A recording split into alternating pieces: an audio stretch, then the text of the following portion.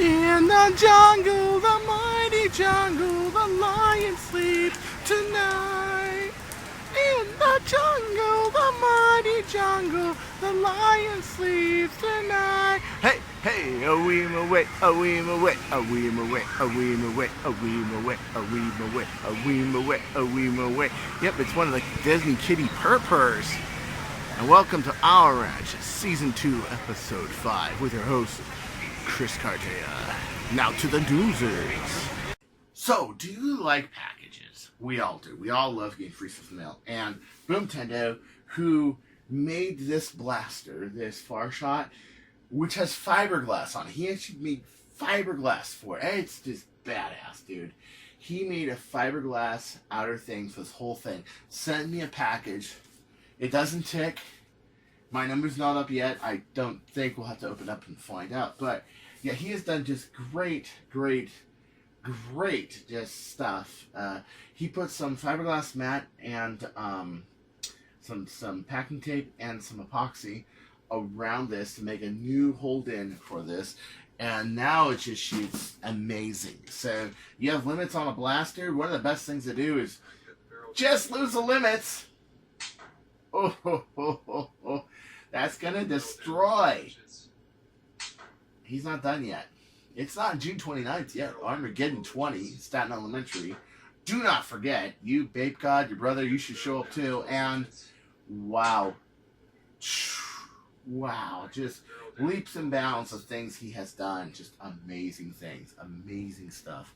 Really, I am just captivated. So let's open this up, shall we? I wonder what Boomtendo sent me. Wondering. I got a pretty good idea what it is, but let's see here.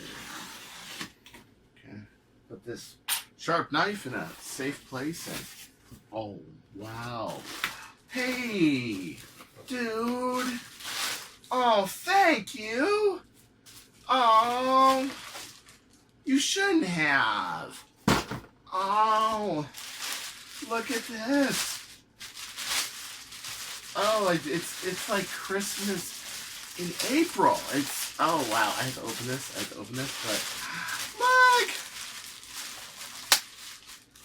Oh, let's get this open. It's a Batgirl blaster! Oh, that is so awesome! Look at the doo-doo-doo Batgirl! That cute. I wish I had a Batgirl in my life. Do you wish you had a Batgirl in life, or would you want more like a Catwoman? I don't know. It's a toss-up, isn't it? But, wow. And it's got the new Buko darts. Oh, I think these are the new ones or the old ones? I think these are the new ones. Oh, boy. If you guys all remember, he put a Chronos tube on the back of one of these, and he's now working on a blaster that has a Chronos tube on it and the 3 barrels. And he's going to throw, I believe, either 10-inch or 12-inch barrels on this. Oh, wow. This is really cool. I mean, Armageddon, he's going to get forced to work with. Thank you so much, man. Thank you. Yeah. You know, I am so happy, you know, with what he's done and everything. Here, let me go back a few. First off, I want to praise his efforts for his work with, his recent work with composites. Okay? He's done a lot of work with fiberglass. So you can see here, he's putting on the fiberglass layers. We had a lot of messages back and forth about he couldn't find any cloth, so he had to use mat, which mat kind of is like scattered woven, but I was surprised that he was able to get around that, and he was able to make it work. And he did. He fiberglassed the head. Check this out. He purely fiberglassed the head on this thing. So, as you know, like, okay, the Bird of Prey AR, it's got a fiberglass head on it. It never breaks. Even though the plunger head is 3D printed, the 4 layers of fiberglass in the front make it so it never breaks. And look at all of this incredible work, guys. Okay, so, if you look at this, he's got it on the front side. And then what he does on the back side is he's got packing tape to mold it to. So this means, of course, this is what a trick I've been doing a lot on the Bird of Prey, only mine's kind of a partial hold with some cloth, is you can custom make all your hold-ins. for your trigger catches, for your plunger tubes. This is just barely scraped by. Alan Turbino also on his blaster, on his number 300 and a couple other long shots he's been working on, also puts in custom stays that go for the plunger tube and a few other things that he did out of fiberglass as well. And it's amazing that these people are just inspired by me in doing this. Look how cool this looks. So even though it kind of looks a little scraggly, on the inside it's perfect. It's perfectly formed. And when you're done with it, you sand it and everything and maybe put another layer of cloth on it. You've got absolute custom shell fabrication. You could do anything with this. As long as your hold-ins are put in with crazy glue to begin with and then epoxy behind it with other layers, you can make this. It's a deep involved process, but I am really proud of Boomtendo for not only trying this out, but successfully trying it out. Successfully doing it. And I will tell you, fiberglass is hard work. It's very tough. It's messy. That, to me, that makes me want to just stay in modding. Stay in blasters. Do this stuff. Because to me, this is what's worth waking up in the morning. Is seeing other modders do it. Now to the next story. This week, we started to see the worker darts come out. And although we see a lot of coolness with the, well, not the vertical video, of course, but we see a lot of coolness with the glue. And it is a strong glue. It's harder to take out. It's cool. The foam looks pretty good. It's cool, but we still got gaps. Gaps. We were really hoping that we were going to get rid of the gaps.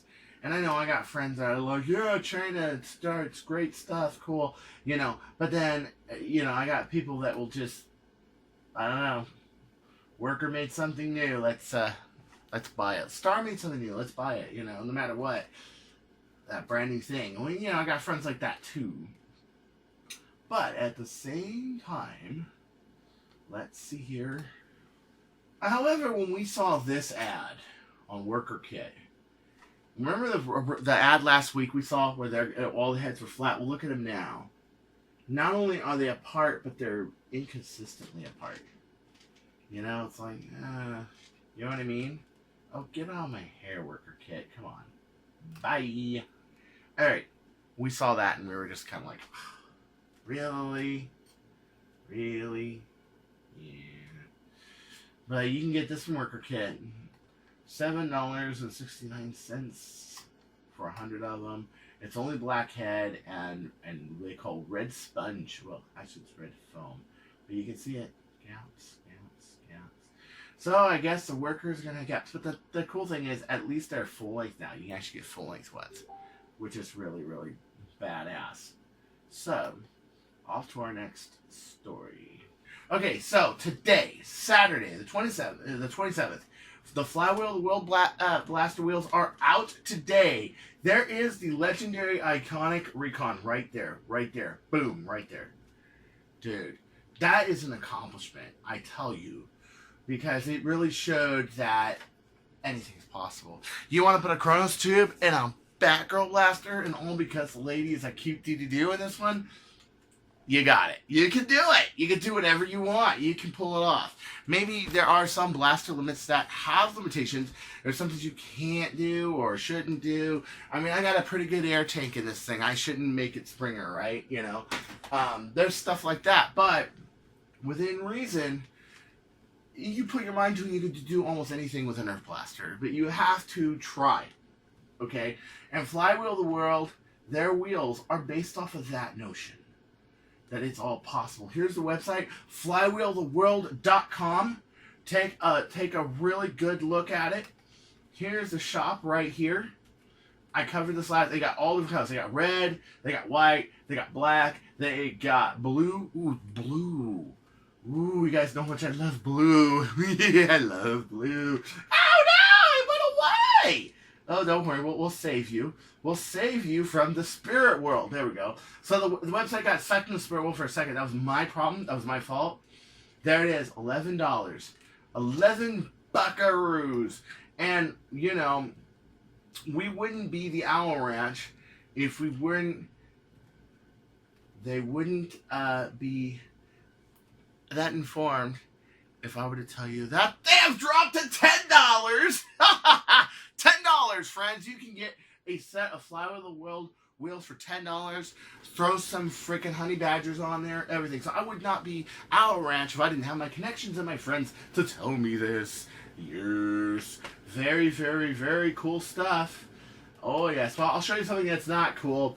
That is my asshole of the month. And, of course, I have to have one. It's the very end of the month. I don't put up another Owl Ranch till May 1st, so I can do it, right? Right. So last week, this asshole decided that he was going to put this black blaster all over Facebook. Yeah, we're just going to push this black blaster on everybody. Do you know why? Because there's nothing wrong with black. Excuse me, black blasters will get you shot. There's plenty wrong with it. Not that it's not a bad thing. It's an Orange Modworks. Whoa, is that a version 1, 2, 3? I have to ask. Because I could use a version. I really could use a Unleashed Solid 1, 2, and 3. Since one of mine got lost in the mail trying to sell it to a customer, and Singapore Post lost it because he didn't put it in the block number. To be honest, it is. Wow. Okay, but this is bad. Okay, because this is black. We all hate it. Now here's the sad part. Want to hear the sad part? A really sad part is this guy did not even have to paint it black to sell it. Want to know why he didn't have to paint it black to sell it? Because he's got one of the rarest Orange Modworks kits there is for it.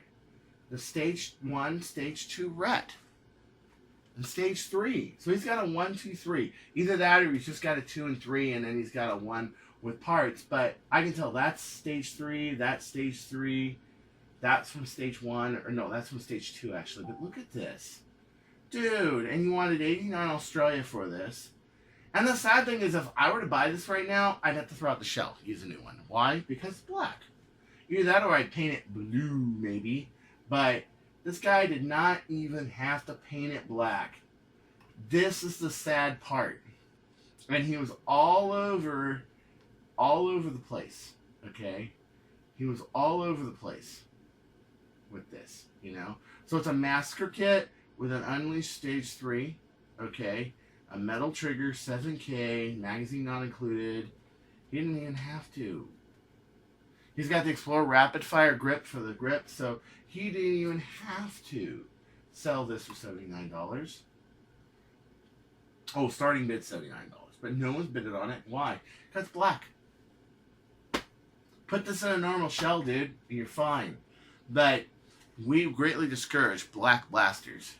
And he was all over the place with it, and he got banned from everybody. Why? Because it's black. He just ignored everybody's rules of their boards and just decided, it's black. Well, grill guns are black too. Yeah, we don't like getting shot, guy. Really now, okay? And this is Australian even. From Queensland. Yeah. Only good point. You know, just, you know. So, not to be outdone in the rifling quest that is Nerf, Ethan Wilkin over at High Pressure Airheads, he actually messaged me a few weeks ago about this. He made one with a 5-inch barrel, and he made total polygonal rifling inside of 17-30 seconds. Well, he also has it in a 12-inch length, 1 foot. So he finally was able to pull this. He had to use a little bit different tools to do it. Look at that. Isn't that just bitching? Here, let me get a look at that. That looks cool. If that holds air, that would be absolutely great. Because, wow, you got real positive spin there. And I think that's really cool. He's tried it out in those HPA blasters, he told me. And it looks really good. This is a real step forward. Yeah, if we can get the right kind of rifling and the right kind of pitch and twist going and the right kind of air tightness. Like this one right here is a Merlin 105, for example. It's totally just straight brass until you hit about here, then it spins it. This is one that spins it all the way through. It ought to be quite fascinating because, you know, we have been like looking to get rifling for blasters, and until now we didn't really have blasters that were powerful enough that can run full rifling.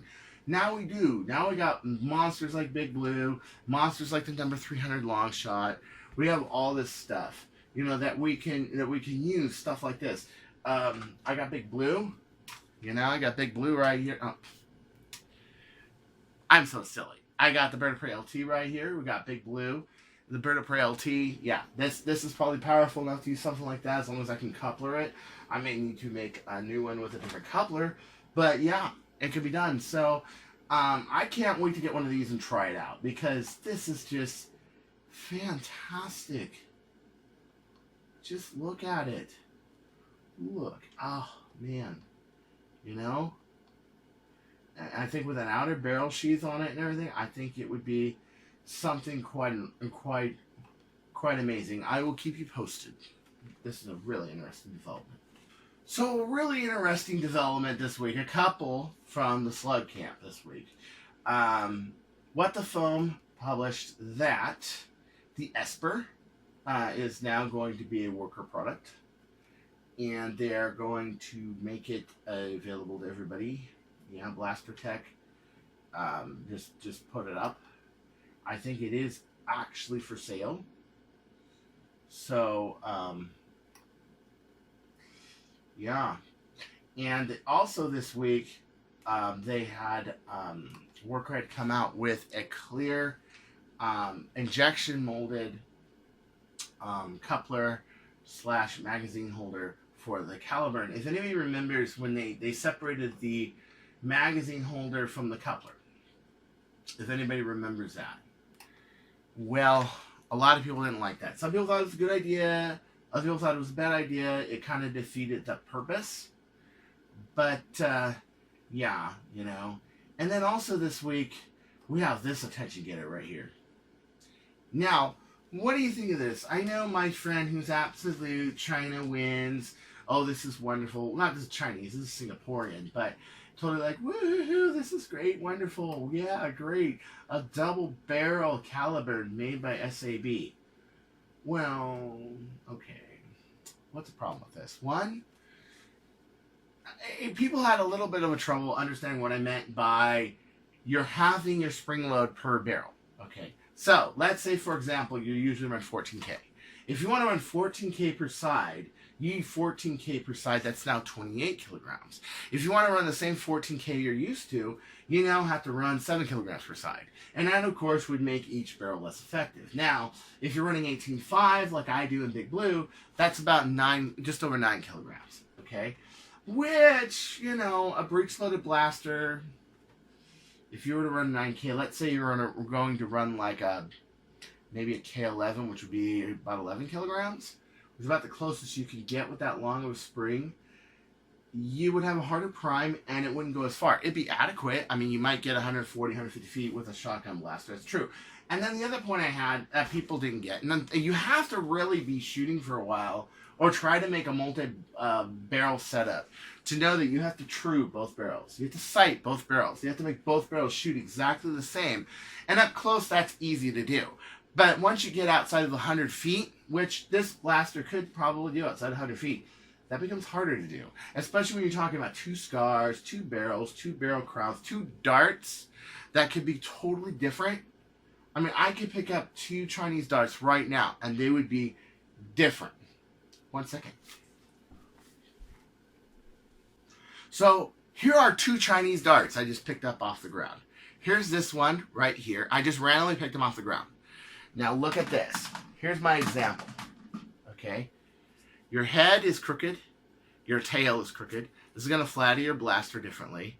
My head is offset. See? This is dart number 1. Okay? ACC version 3. Just any old dart. Okay? Now, here's another one. The head's straighter, but the tail's even more crooked, and the front is a little more centered. Now, what are these 2 darts going to do when they fly out of both these barrels, out of 2 separate magazines, 2 separate breeches, 2 separate barrels? They're going to go like this for a while, and then they're going to like split. Right. So if you're trying to hit like one target with 2 barrels, you're going to see a lot of randomness unless you really pay attention to your darts. Which is why I kind of felt that this was a very gimmicky blaster. But of course, my friends were kind of like, oh no, this is great, wonderful. Oh, shut up, Chris, you don't know what we're talking about. Oh, Chris, no, you wouldn't want to put it through one plunger tube. I'm not talking about one plunger tube. I'm talking about 2 plunger tubes, 2 springs, means that you will need double the prime effort to prime that as much as 1. So really, even though you have twice a blaster, and I'm sure this thing is mega super expensive from Singapore, and you got to ship it from Singapore, no less, and it's heavier and everything else, you're losing the effectiveness of power. If you're used to running a K14, you can't put 2 K14s in there. That wouldn't work. You probably put 2 K26s. And then you're still dealing with 28 kilograms of prime to do K26 performance. Really, that's why a lot of shotgun blaster designs are actually much better off air-powered, or even I have a friend of mine that's working on other things. I can't tell you what, though. And what I would like to see, though, I'll be honest. I'll be perfectly honest. I'd like to see 3 magazines and 3 barrels. That'd be a good idea. Like if you had a tri-system, like 1 lower magazine, 2 outer magazines to go like this. So you have 3 barrels like that. And then you would have 8 kilograms or 9 kilograms in front. Shorter barrel assembly. Smaller unit in the back. So you would use something like maybe a 9 Stampy from Turf. Or an 8 Stampy from Orange Model Works. And you would basically run it like a knife finder system.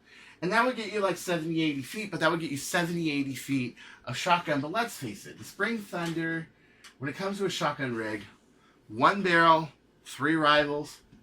Dude, it's it. I'm serious. For a shotgun blaster, it's it. We all saw the Titan. We're disappointed with the sucky performance and the gears inside of it. Oh, by the way, a friend of mine, the guy who made the Uzi, it's a rapid straight yoke inside of there. It's not solenoid. Sorry. I got that wrong because I was told by somebody else, oh yeah, it's a solenoid. No, it's a rapid straight yoke. But that's still pretty cool. And it is kind of one of those blasters you go up to somebody and just go, brrp, brrp, you know. But it would be cool to see a solid state solenoid kind of a timing. That'd be cool too. It'd probably be a different package, but I'm going to talk to him. And see if we can get something like that, because that would just be awesome, yeah. But I like the looks of it. I think it's a cool looking blaster, and I normally don't like SAB. Not just because I really feel like they just copied the Callenburn, kind of like the PAD or the PAF or the PAB. Yeah, PAB. The same thing, it's just copy. Derek Sons, differently though, he made metal parts, he did the developments, actually encouraged designs. And these are all just my opinions, of course, but also just like the first time I talked to them, they gave me kind of attitude. And you guys all remember that episode and kind of the fallout that they had. And every once in a while, the owner of SAB has talked to me here and there in boards and Death by Nerf Blaster, and yeah, I knew it was him, and he was cool, and I was cool, and everything like that. But and I'm not saying that this is a terrible blaster, but it is a bit on the gimmicky side. So you need to really consider these things, and only when you've tried to shoot a multi-shot blaster, a long-range multi-shot blaster, and I have. The split strike was I had these kind of problems with it. You're gonna run into these issues, and on a larger, bigger scale, you're gonna run into these issues. So, let's go to our next story, shall we? Now, we're going to talk about people that have advanced a lot of my hobby, a lot of stuff that I've come up with, like fiberglass. We should talk about also the Chronomag. People taking the Chronomag further. We got Nerf EZE, who has made a pretty good Chronomag kit, but we also got a friend on a Nerf Sniper community, and this is on Nerf Modder's Welcome itself, Carlos Cuba, showing off his Chronomag collection. Really, some really cool ideas. Okay, first off, kind of like a Chronos burn. Yeah, remember the Chronos burn? There it is, right there. An internal prime system that primes the whole blaster. Uses the front, really cool. I think this is the first Chrono burn right here. And then he's made this one. He's tried some adaptive stocks, kind of like I have, where I did the Sledge Fresh stock. He's done it too. Some really cool stuff. I see some Talamag, some Katana Mag adapters, but I also see a lot of Venom Mag adapters. Definitely playing with a lot of different kind of adapters and barrels and designs. I mean, it's pretty cool to see like this idea to make a Chronos a Stefan shooter, and people are taking it further. Really makes me really happy. Here is this a little bit better pictures of Boomtendo's Far Shot right here. This, you may think it looks ugly. A lot of my stuff looks ugly. Like this right here. That looks like, you know, kind of a little ugly. Never mind that this blaster won me at Stalking Dead and many other wars. I call this blaster the closer. It's without the magazine right now. But yeah, fiberglass usually isn't very pretty. It's hard. It's an art. It's an art form in itself. And to see this work, wow. And the outside maybe look a little shaggy. Needs some sanding with that. But the inside, look at the finishing on the inside because of he laminated it with tape. So, really glad to see this move ahead as well. And this is really, really cool. And it's going to take, be able to take 17/30 seconds or 15/30 seconds or 7/16.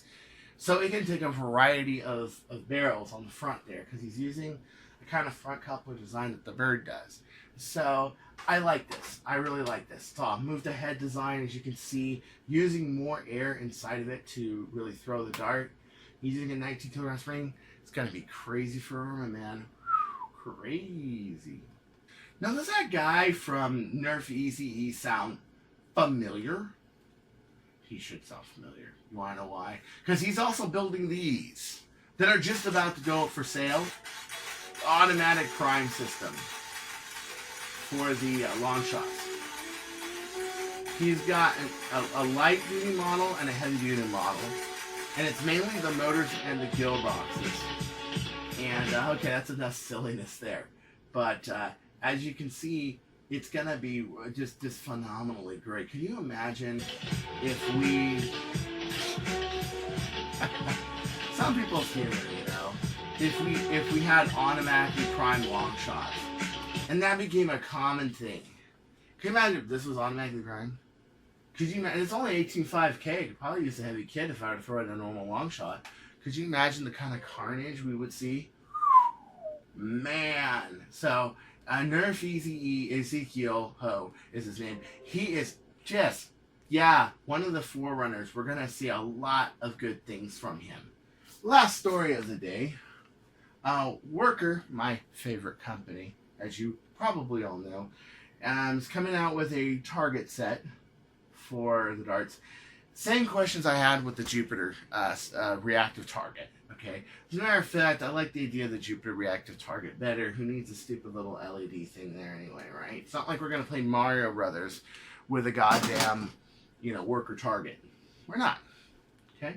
So, you know what? I like it in a way because it is an original box, original design. They didn't just copy the reactive targets or anything like that. That's cool. But do I think it's going to be anything good? Probably not. And I'm looking at it, and it has a possibility of being real sketch, real thin, real janky. But it has a possibility of being cool, too. And it is nice to be able to target stuff. As you guys know, I have a target across my room that I'm always shooting across when I'm not shooting the news or modding or something. Or it is cool to see something that's not like a complete, total copy of something else, or then buying something else. As you know, I say the same thing about movie franchises as I do about Nerf companies. You can make inventions, innovations, and great things, or you can just buy them. And there's a big difference between somebody who makes a franchise and buys a franchise. And that's kind of my opinion of Worker, and that's kind of my opinion of everything. Okay. I think they've cooled out a little bit for now. You know, just wait till they copy something else, and they will. That's their nature. That's what they do. I don't mean to make it like an us versus them, because there's a lot of Chinese companies that do really good work and do really good stuff. I like the Star stuff a lot. The Chronomag kit I thought was really cool. Even though Eazy-E ran into some trouble with them trying to bore it to 9mm or 10mm, because they're trying to do it by hand. I think that they at least try to develop stuff. Ma Ling also, you know, some good stuff as well. But Worker is just, to me, they're Microsoft. You know, just like Steve Jobs hated IBM. Big Brother. I kind of call Worker Big Brother. You know, I can say what I can about Explorer. I can say I can about Jet. At least they're trying to do original stuff. Okay, but Worker, you know, whatever. So at any rate, this was episode 5, season 2 of the Owl Ranch. You and now to the bar.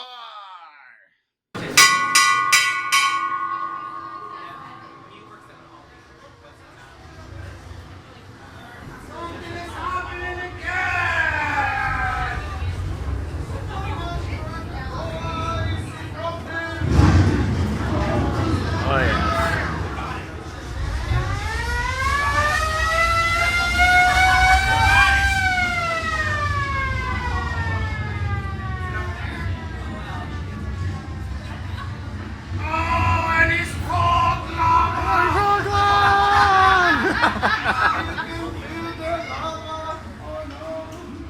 Oh no. There we go. But I used to do that.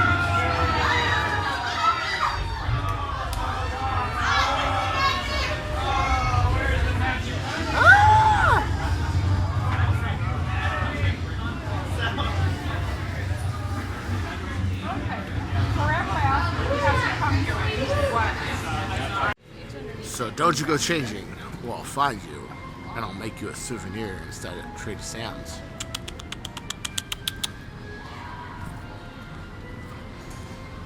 Look at the little bat doo-doo-doo. Yeah, the bat doo-doo-doo. You see that? You know, I should have put it at a third option. There should have been 3. Okay, there should have been Batgirl, cute girl, Catwoman, and Harvey Quinn. How could I forget Harvey Quinn? Everybody wants a crazy ex-psychiatrist. I need a drink.